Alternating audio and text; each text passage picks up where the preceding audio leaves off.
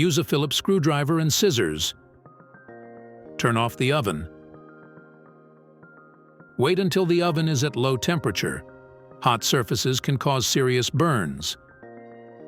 Remove all the screws at the bottom, left, and right side of the door. Remove the old gasket.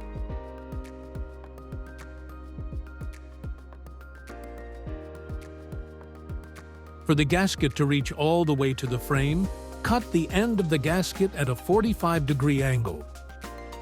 Place the new gasket.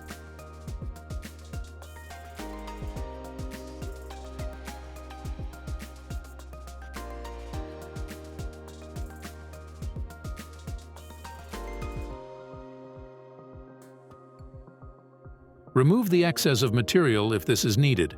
For the gasket to reach all the way to the frame, cut the end of the gasket at a 45-degree angle.